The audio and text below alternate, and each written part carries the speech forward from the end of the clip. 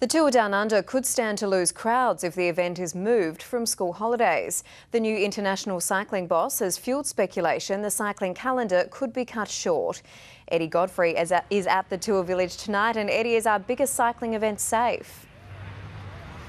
Well, UCI President Brian Cookson has plenty of good things to say about our event, but he has indicated changes could be on the way.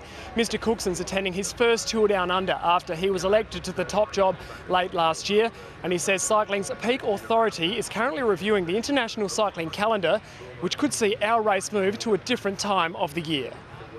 Nothing's ruled out and nothing's ruled in at this point in time. It's that we're at the beginning of a review, and I don't want to make a definitive judgment at this time. So what I'm anxious to do is that we develop the calendar and develop the sport in a structured, strategic way, not just in an ad hoc way.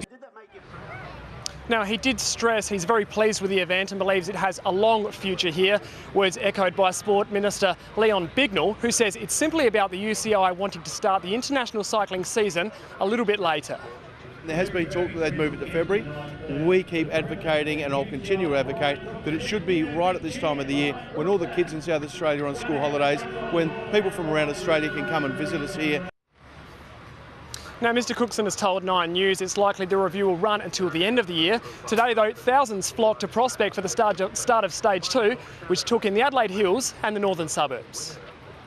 There's no doubting who the fans' favourite is this year.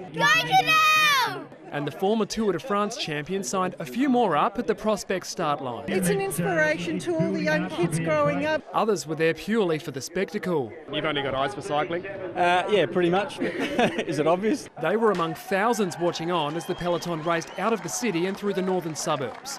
The second longest stage taking in numerous Adelaide Hills towns, including the historic German settlement of Harndorf. Of course, some of the tour's biggest names come from Germany, including guys like Andre Greipel and Marcel Kittel.